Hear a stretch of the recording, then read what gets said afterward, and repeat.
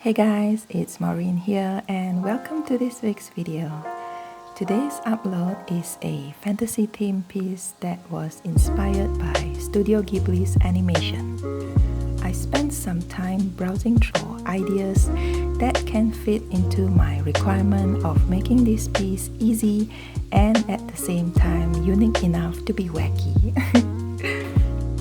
I chose gouache as the medium of choice, and I've not made any illustrations in the past using this medium. I've always used it as a complementary addition for finer touches to accentuate details that I want to highlight. I find that gouache has a stronger opacity compared to watercolor, and I like how it can overlap without erasing or bleeding much of the layer underneath it. One thing that I've realized as I'm painting this piece is that I didn't prepare enough paint, and I found myself having to mix it again halfway through and slightly altering the saturation of the color. I think I find myself pretty much in the same scenario when I'm using watercolor as well. It's like I'm subconsciously worried about wasting paint, should I mix too much of it, as compared to getting the ample amount and consistency in order to achieve the results that I want. It is something that I have to work on to improve in order to have better control of how my colors appear. I've used 5 colors for this piece from the SHINHAN Past Gouache collection. The sky here is a mix of ultramarine deep and white. I wanted a milky poster-like appearance, and I think it turned out pretty well overall, with the exception that I had to mix additional paint halfway through to cover up the areas that I've painted too lightly. I should have used a bigger brush here as it would make the process much faster and it would have a much smoother finish. Here I had to reload my brush several times, and that has left some brush strokes which I had managed to smoothen them up with ease. For the clouds, I used a mix of Prussian blue plus alizarin crimson and white, and mix them in a few shades in order to get the shadows, midtones and highlights. I really like how smooth and opaque the mixture feels as it glides across the paper. I didn't have much difficulty in getting the desired colors, just that I found that I had to use extra white paint in order to get the consistency and look that I was going for.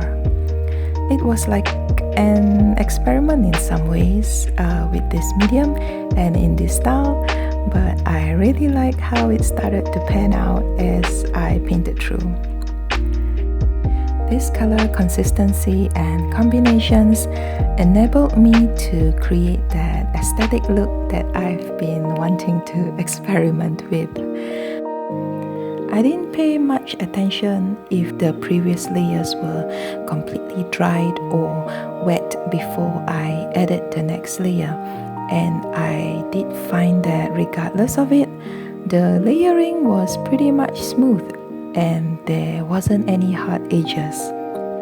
For the water area, I used a mix of Prussian blue and white, and again, I wish I had used a much bigger brush here instead, as it would have made it less trickier.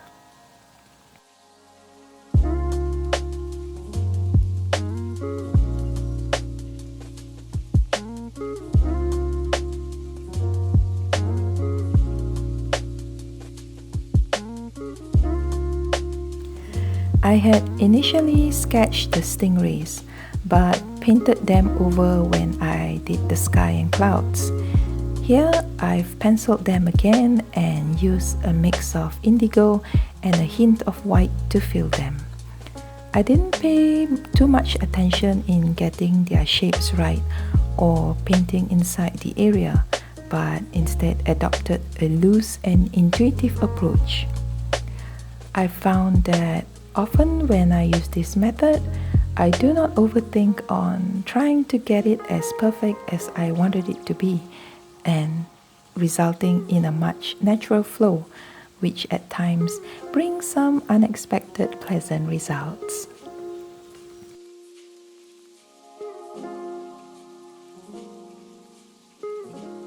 Here I'm adding some highlights to the areas of the stingray to make them stand out just a little. I should have made them in a mix of lighter and darker shades to make it a little realistic instead of just a flat color, but I think it looks quite okay after all in this manner. Don't you think?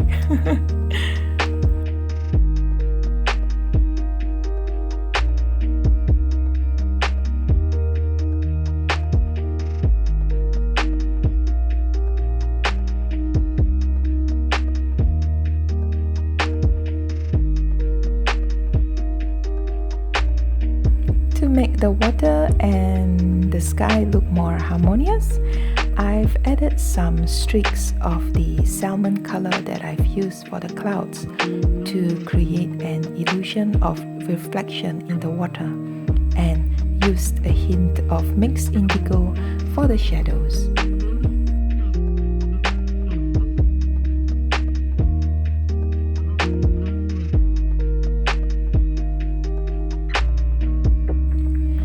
I've always used ink in my illustrations, be it for the finer details or just to highlight the area, and in this piece, I've added them around the clouds and water area using the hatching technique.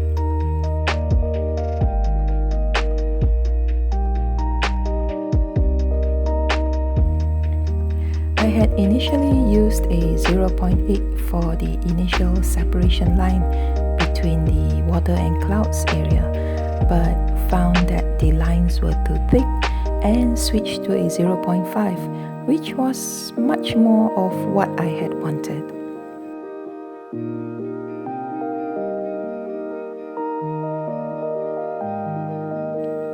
The accent line here are between 0.1 and 0.5, and that gave me a variant of lines that I can play with to create what I wanted.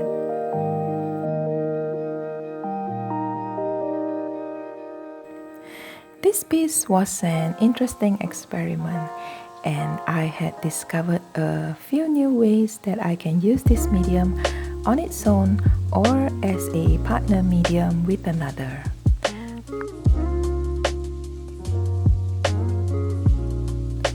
I had only bought a set of primary colors on top of a few more, including black and white, and I think that it is quite enough as an entry level to begin with any new medium, as you can pretty much make the rest of the colors from the primary set itself. What attracted me to this collection was the price and tube size in comparisons with the other brands. I wasn't too sure of SHINHAN at first, as I've not heard much about it before. Perhaps it didn't have much publicity or users compared to the other brands, but I'm glad that I had invested in them, as I had a pleasant experience creating this piece. If you would like to check them out and give them a try, I have the links in the description box below. If you are already a user of this brand, do let me know your experiences about it. And if you have just recently used them like I did, do share your findings with me too in the comment box below.